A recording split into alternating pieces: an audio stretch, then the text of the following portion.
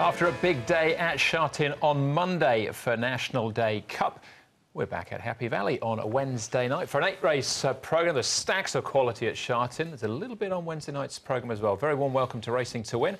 I'm Andrew Lejeune, joined in the studio by our former analyst Paul Lally and race caller Brett Davis as well. Brett's first group races of the new season, they didn't disappoint.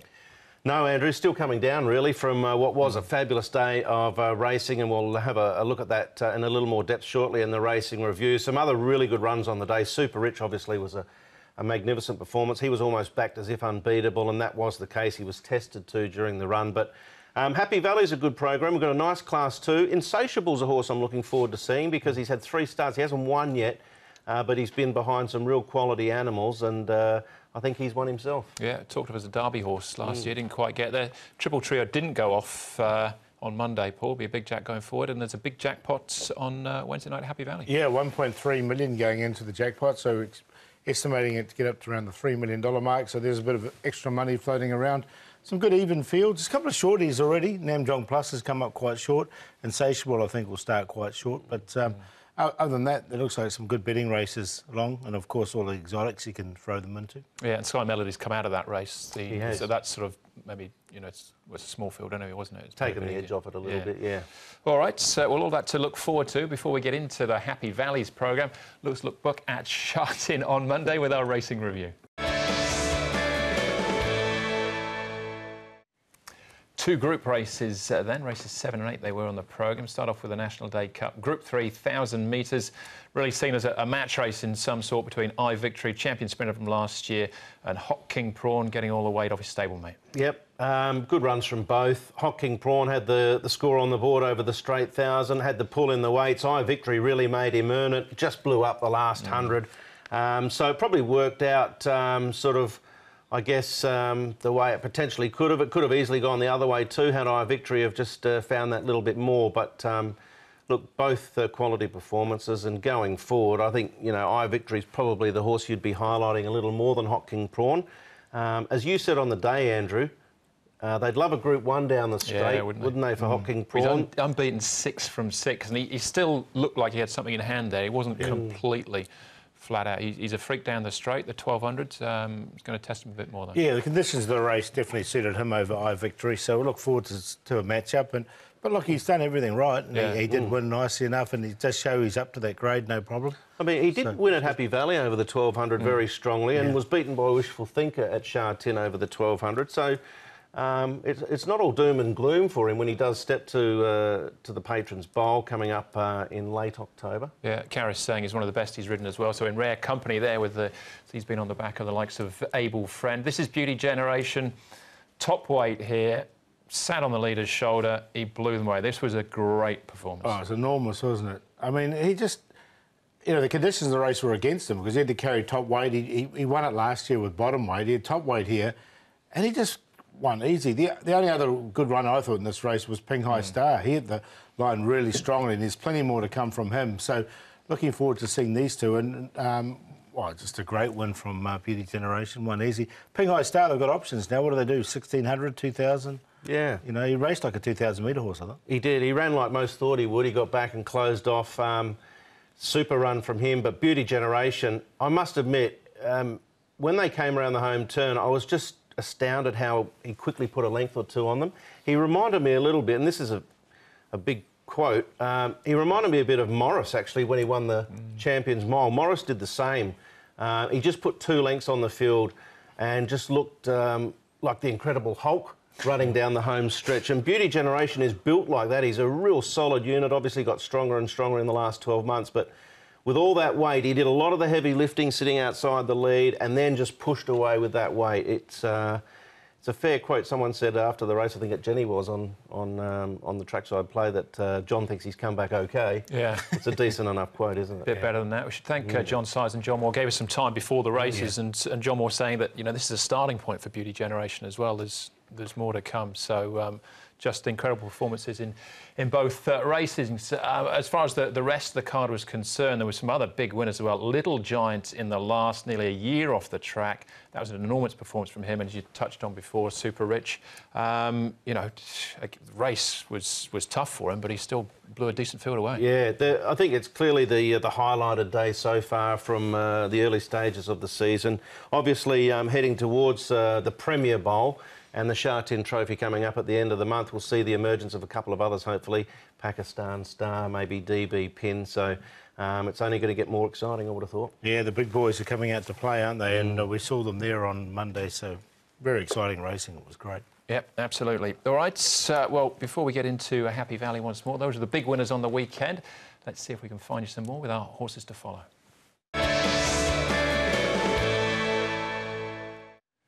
Lots of first starters on Monday's programme, Paul, and one stuck out for you? Yeah, it did. Well, there was 3 ISGs running in the first race, all having their debut run, and this one by acclamation, Let's Come Back.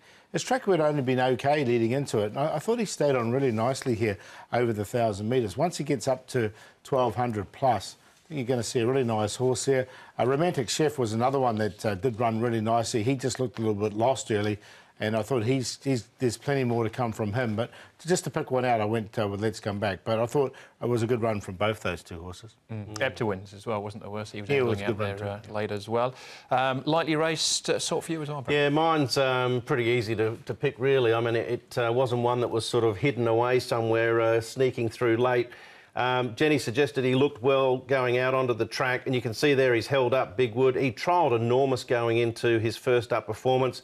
Land Grant, Famous Warrior, were able to dictate the pace and go on and fight the race out. So very much procession-like sort of behind them, wasn't it? Except for Big Wood. He was the horse who really found the line strongly.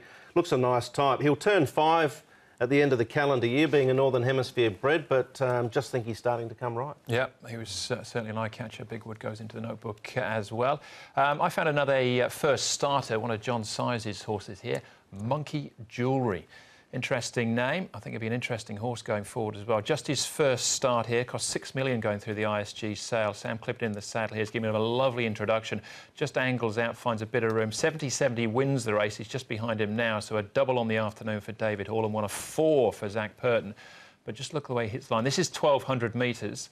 The dam side, you'd say 16 plus, but even at 1,400 metres, I think he'll be ready to go next time out. It'll be very hard to beat. I reckon the 2 in front of him have got more scope as well. So, yeah, it was a terrific run. And Sam Clipperton would have been pretty happy with his day despite not getting a winner. Ping Eye Star running on like he did, and then Monkey Jewellery. Yeah, I saw a picture of him coming back in, actually. He had a big smile on his face. He thought he'd won the race on Ping Eye Star. But, yeah, he's going to be a good, nice horse for him this season. Suspensions and fines. Grant Van Neerker, we're going back a week for that. Strathclyde, he got 2 days, 7th to the 11th of October. All right, that brings us just about up to date, I think, as far as the looking back is concerned. So we'll start looking forward to Happy Valley on Wednesday night. Sky Melody, unfortunately, as we touched on, won't be going round in the second event. He was lame in front. A very impressive winner last time out. 8 races then. We're back on the A course for our 8th meeting of the season. And we kick things off with a Class 5 over the 1650. The opening event has Glennie Prize carrying the saddlecloth #1. Paul O'Sullivan and Umberta Ripley team up. He's first up for the season. Come on, Wong Choi drops into Class 5 for the first time, as does Management Star. Money winner, runner-up last start, course and distance. That's behind Lupa Gas. Jolly Amber as a course winner over the 1,800 metres on his final start last season. Lupa Gas trying to go back-to-back. And down to the legend, still yet to win in 15 starts. And he's taken a bit of money with him along the way as well. But bottom weight here. Glennie Prize, Come on Wong Choi and the legend have all been up to Chung Fa and returned in the early part of September.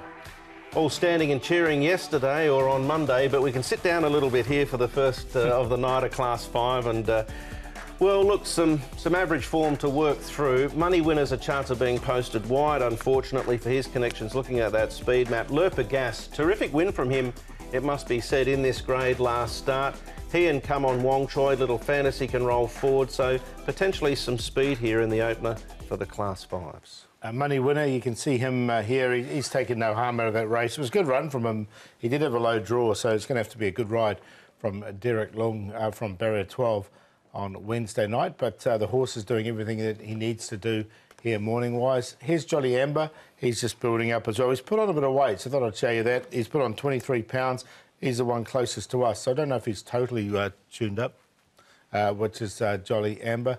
And the other one we're going to have a look at here is Little Fantasy. He sort of found a bit of form towards the back end of last season and should get a nice run from barrier 4 as well. So his track work's okay. He's not really pushed out here on the turf and has been running on the all-weather. All right, OK, that's the track work. Let's have a look at some race action as well. And we'll start off with the last start winner in Le Pagasse and Money Winner. But on this occasion, Money Winner had barrier 4.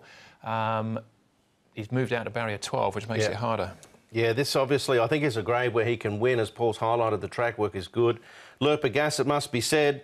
Armand leader Jimmy Ting, we know about the record. He did a stack of work from barrier number 8 initially, and then was able to draw clear final stages. So another horse that Jimmy Ting's got going exceptionally well early on in the season. Yeah, I've got him on top. I mean, I think this race drops away really quickly, and he's in form, so I've sided with him. Yeah, I think he's the one to beat too. He probably is, I think, and is the early favourite at this stage as well.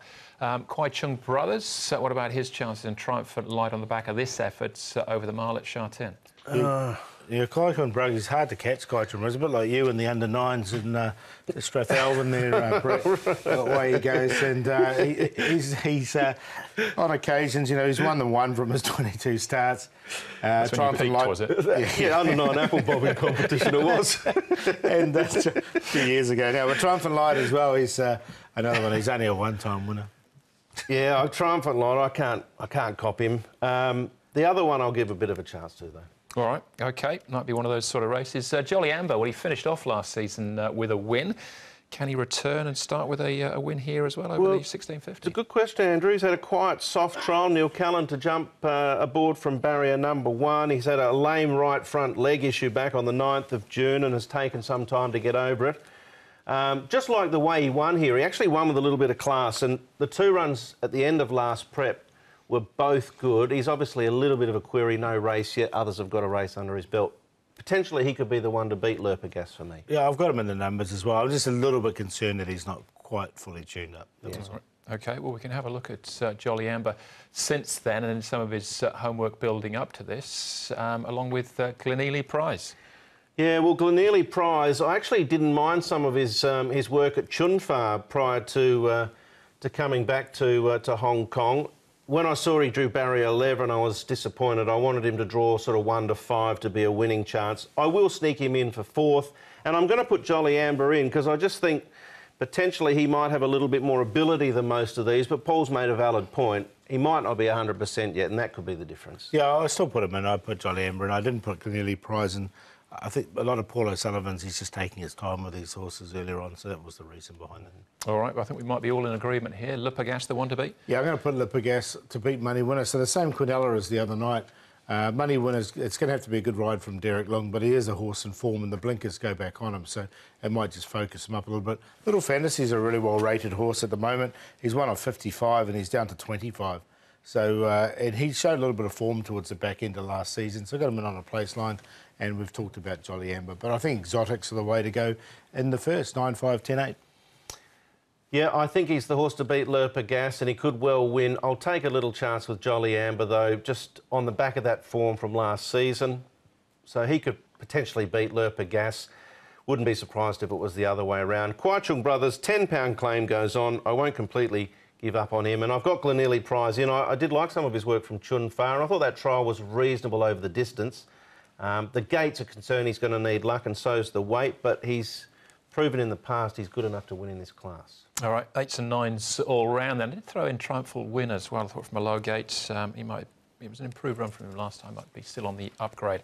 That was the opening event, then the first. The second, race number 2, small field here, but a class act here. Class 3 over the 1,800 metres for the second.